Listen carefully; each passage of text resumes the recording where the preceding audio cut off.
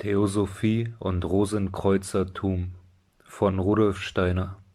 4. Vortrag. Da wir heute die Aufgabe haben, die Schicksale des Menschen weiter zu verfolgen durch die geistige Welt, wird es gut sein, wenn wir uns vorher eine Vorstellung davon bilden, was man überhaupt im geisteswissenschaftlichen Sinne eine Welt nennt. Die Empfindung von der Welt um uns herum hängt davon ab, welche Fähigkeiten und Organe wir haben, sie wahrzunehmen. Hätten wir andere Organe, dann wäre auch die Welt ganz anders für uns. Wenn zum Beispiel der Mensch keine Augen hätte, um das Licht zu sehen, sondern ein Organ, wodurch er, sagen wir, die Elektrizität wahrnehmen könnte, dann würden sie diesen Raum nicht als hell, vom Lichte durchflutet wahrnehmen, wohl aber würden sie in den Drähten, die durch den Raum gehen, die Elektrizität hinfließen sehen. Dann würden sie es überall zucken, blitzen und strömen sehen. So ist eben das, was wir unsere Welt nennen, abhängig von unseren Sinnesorganen.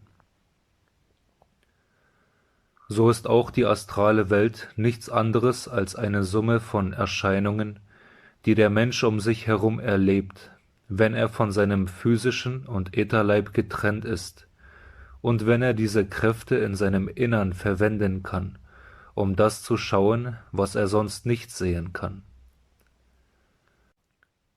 Das ist eben der Fall, wenn er den physischen Leib und den Ätherleib abgeworfen hat. Die Wahrnehmungsorgane für die Astralwelt sind die Organe des Astralleibes, analog den Sinnesorganen für den physischen Leib. Wir wollen nun einmal die astrale Welt betrachten. Der geistig Schauende kann die Astralwelt durch jene Methoden, die wir später besprechen werden, auch schon hier im physischen Leibe wahrnehmen. Diese Astralwelt unterscheidet sich von unserer physischen ganz beträchtlich. Zunächst können Sie sich eine Vorstellung bilden von dem, was um Sie herum ist in der Astralwelt, wenn Sie sich den letzten Rest, den der Mensch noch von seinem früheren Hellsehen in alten Zeiten hat, das ist das Traumleben, einmal vor die Seele rufen. Sie kennen ja alle dieses Traumleben aus der Erfahrung, und Sie kennen es als eine Welt chaotischer Bilder. Woher kommt es nun, dass der Mensch überhaupt träumt?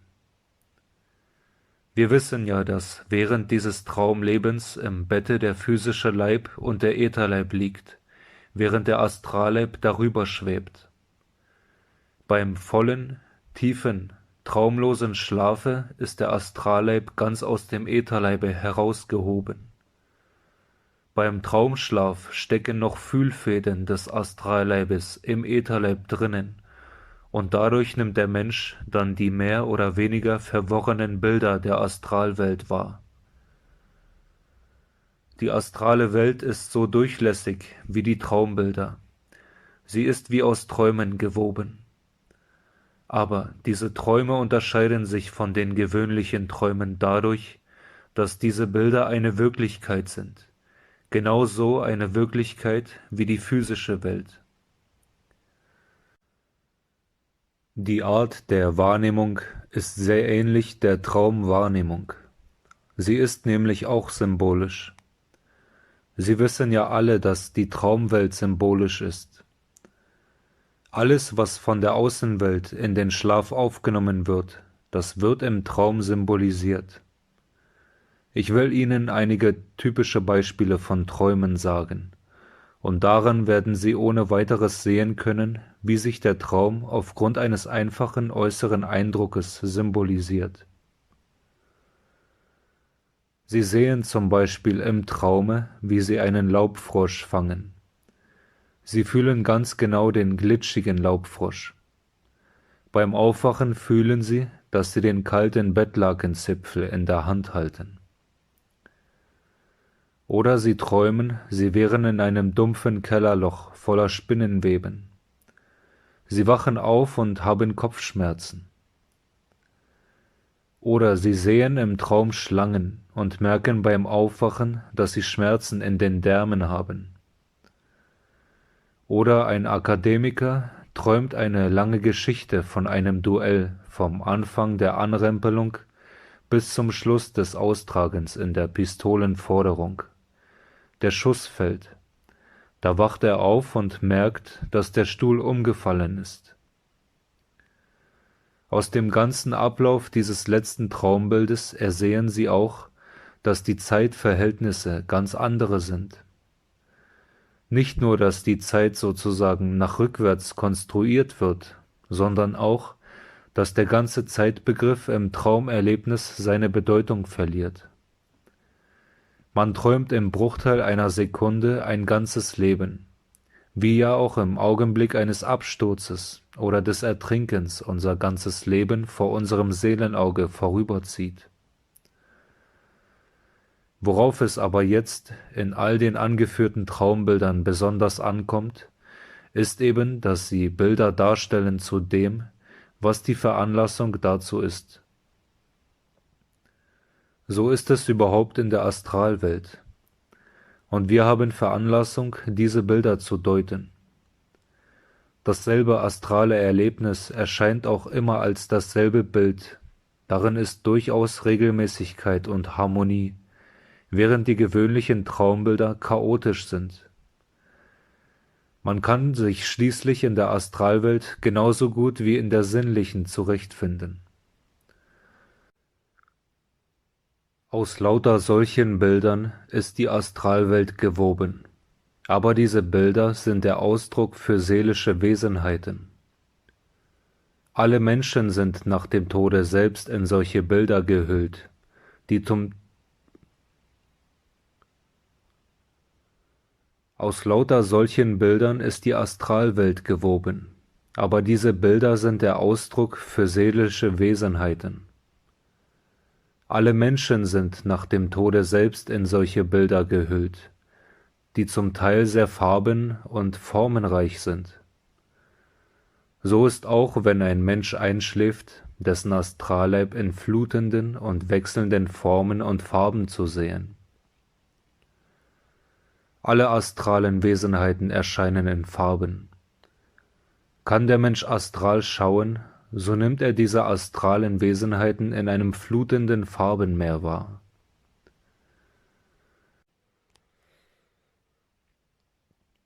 Nun hat diese astrale Welt eine Eigentümlichkeit, die dem, der das zum ersten Male hört, eigenartig erscheint.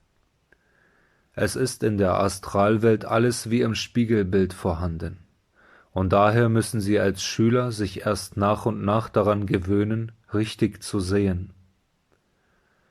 Sie sehen zum Beispiel die Zahl 365, die entspricht der Zahl 563. So ist es mit allem, was man in der Astralwelt wahrnimmt.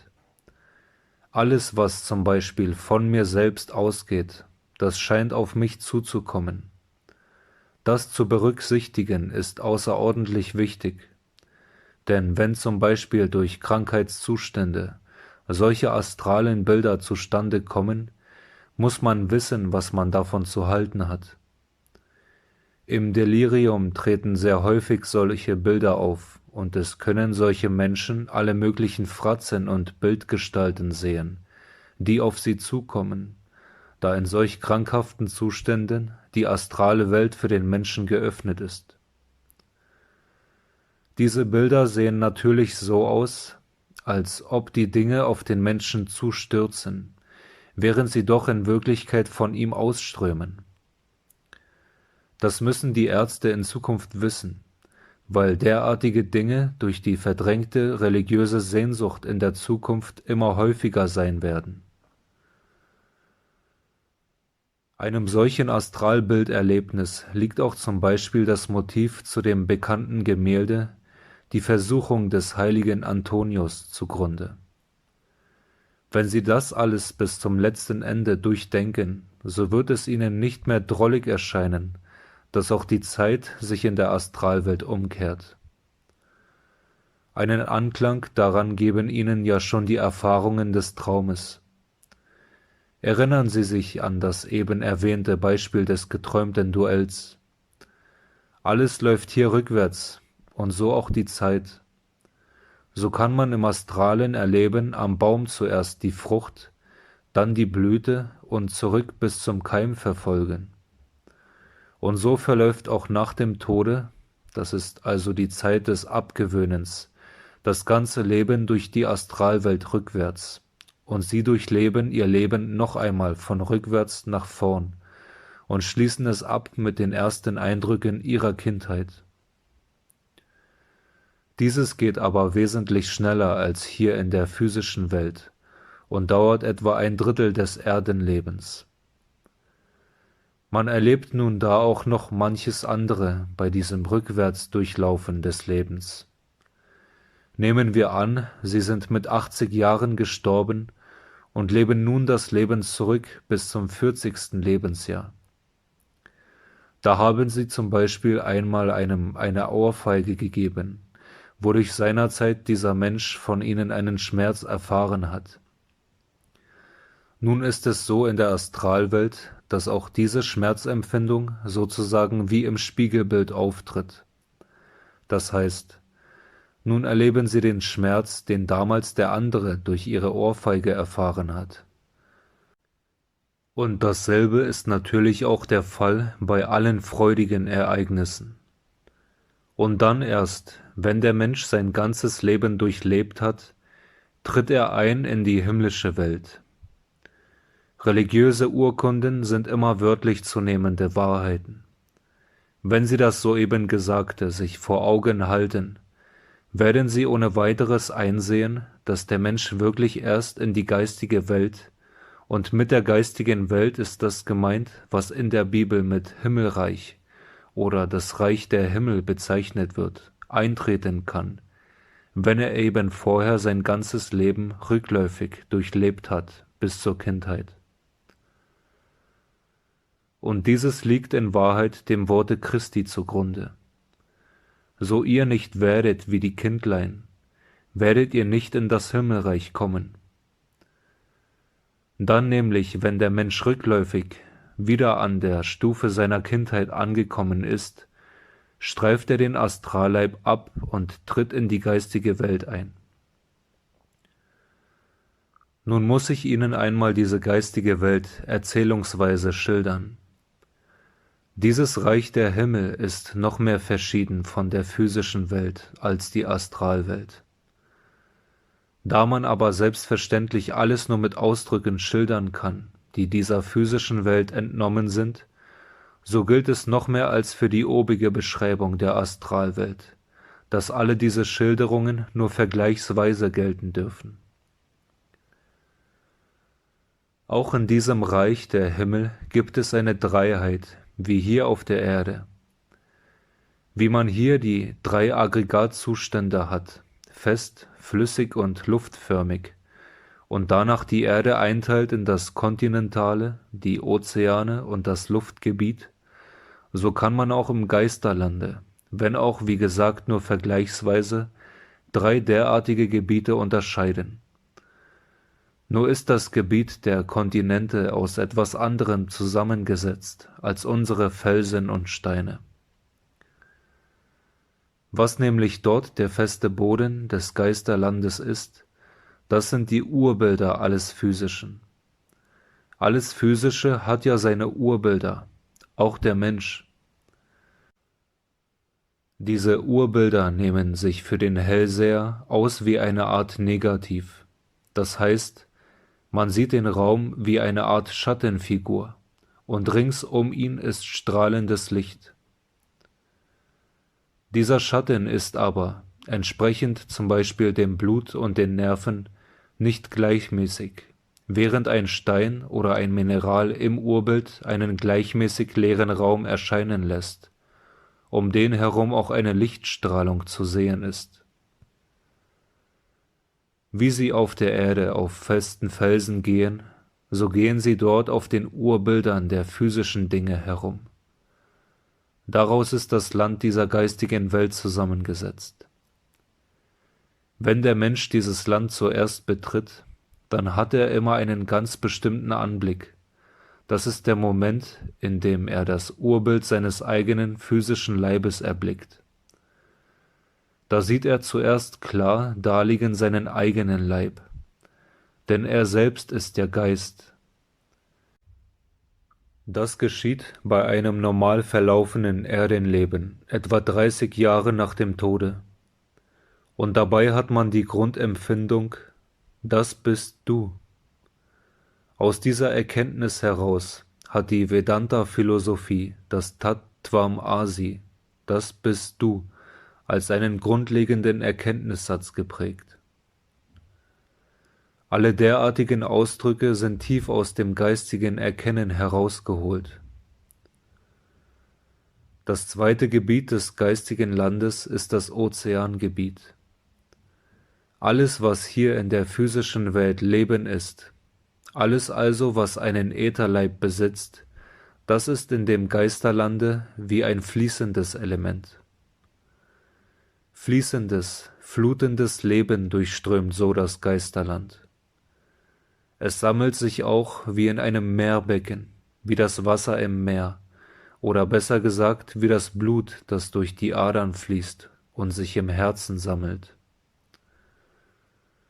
Und drittens haben wir das Luftgebiet des Geisterlandes, welches gebildet wird durch alle Leidenschaften, Triebe, Gefühle und so weiter.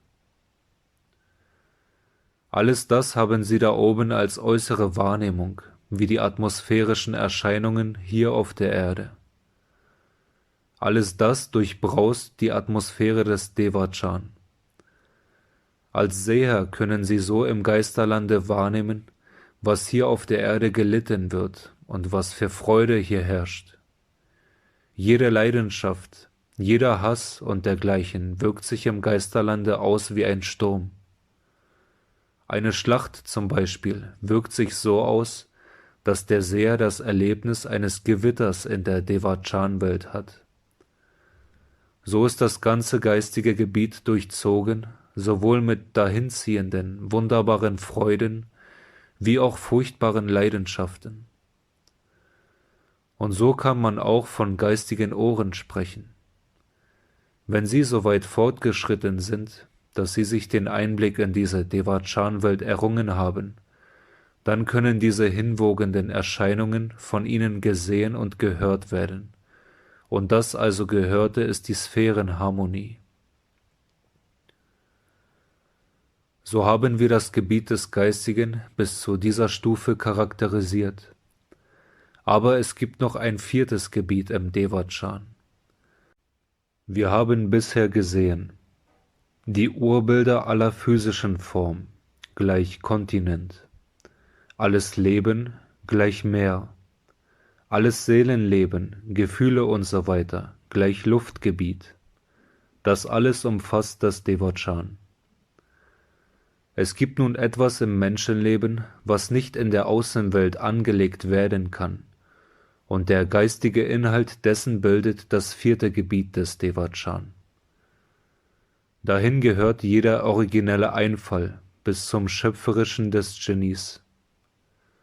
Alles, was originell ist, das heißt alles, was der Mensch in diese Welt hinein schafft, wodurch die Welt bereichert wird, alle diese Urbilder bilden das vierte Gebiet des Devachan. Damit haben wir das abgeschlossen, was die Beschreibung der unteren Partien des Devachan ist. Darüber hinaus kommen noch 3 höhere Gebiete, die aber der Mensch hier während des Lebens nur durch höhere Einweihung, also nur der Eingeweihte, erreichen kann und die nach dem Tode auch nur höher entwickelten Individualitäten wahrnehmbar sind. Wenn nun aber ein solch fortgeschrittener Eingeweihter in dieses nächstfolgende höhere Gebiet des Devachan einzutreten vermag, was erlebt er denn da? Zunächst etwas, was man in der Geheimwissenschaft bezeichnet als die Akasha-Chronik. Alles, was in der Welt geschieht und je geschehen ist, wird als Eindruck in einer feinen Stofflichkeit, die unvergänglich ist, erhalten. Ich möchte Ihnen das an einem Beispiel etwas verständlich machen. Ich spreche jetzt zu Ihnen. Sie würden mich aber nicht hören, wenn meine Stimme nicht die Luft in Schwingung versetzen könnte. So ist also alles, was von mir gesprochen wird, in feinen Bewegungsformen ausgedrückt hier in der Luft. Diese Bewegungsformen vergehen natürlich, aber in jene feine, geistige Stofflichkeit, die wir erleben, wenn wir in jene höhere Welt kommen, da wird alles eingedrückt, was hier sich ereignet, und das bleibt ewig. Jedes Wort, jeder Gedanke, alles, was in der Menschheit je geschehen ist, kann in dieser Akasha-Chronik gelesen werden. Dazu gehört entweder Einweihung oder jener Moment, wo der Mensch nach dem Tode in dieses Gebiet des Devachan kommt. Das heißt, wenn er sich so weit entwickelt hat, dass er nach dem Tode dieses immerhin hohe Gebiet des Devachan wahrzunehmen vermag. Dann kann er in die Vergangenheit einsehen. Diese Akasha-Chronik ist eine Schrift, in der alles aufbewahrt wird, was jemals geschehen ist. Es ist eigentlich keine Schrift im physischen Sinne, sondern es sind Bilder. Sie sehen zum Beispiel Cäsar in allen Situationen seines Lebens. Nicht das, was er eigentlich getan hat, sondern die inneren Impulse, die ihn zu seinen Taten veranlasst haben. Diese Akasha-Bilder haben einen hohen Grad von Leben, und wenn man sie nicht in der richtigen Weise zu deuten versteht, können sie die Veranlassung zu großen Täuschungen sein. So sind sie zum Beispiel ein Quell von vielen spiritistischen Verirrungen, wenn nämlich in den Sitzungen ein Akasha-Bild erscheint. Wenn Sie zum Beispiel Goethe zitieren und es erscheint das Akasha-Bild vom 25. November 1797 und gibt Ihnen Auskunft über eine Frage. Es beantwortet diese in der Weise, wie Goethe die Antwort damals gegeben hätte, wenn ihm am 25. November 1797 die Frage gestellt worden wäre. Nur der genaue Kenner der geistigen Welt kann erkennen, ob es sich in einem solchen Falle um Wirklichkeit oder Schemen handelt. Aus solchen Schilderungen können Sie entnehmen, wie diese höheren Gebiete der geistigen Welten ausschauen. Das erste Erlebnis ist also die Wahrnehmung des eigenen Leibes. Von diesem Erlebnis nehmen alle anderen ihren Ursprung. Stark empfindet da der Mensch das Gefühl der Befreiung von den leiblichen Hüllen, denn es ist ja der beglückende Augenblick, wo er auch den letzten der Leichname, den Astralleichnam, abgelegt hat. Wie eine in einen Felsspalt eingeklemmte Pflanze es als Seligkeit empfände, wenn sie befreit würde, so wird dieses Gefühl der Seligkeit zu einer Grundempfindung des Menschen. Diese Seligkeit durchdringt und verklärt dann auch die früher mehr irdisch durchlebten Gefühle, zum Beispiel solche der Freundschaft, die hier vielleicht gewissen Wandlungen unterworfen waren und die drüben vertieft und geläutert werden. Eine solche Läuterung erfährt auch die Liebe der Mutter zu ihrem Kinde und umgekehrt. Das ursprünglich animalische Gefühl des Verbundenseins, das schon hier zu einem moralischen wurde, entfaltet sich im Devachan zu einer noch höheren sittlichen Macht. Alle hier auf Erden geknüpften Bande erfahren eine Vertiefung im Geistgebiet, sich gegenseitig durchdringend. Durch Liebe arbeitet sich der Mensch schon hier empor aus der Enge der Selbstsucht ins Umfassende des Welterlebens. Dort aber ist nichts voneinander abgeschlossen, getrennt. Einer arbeitet für den anderen, denn Arbeit ist auch dort das die Seelen tragende und fördernde, verbindende Element, die Liebe aber der unerschöpfliche Quell alles Lebens.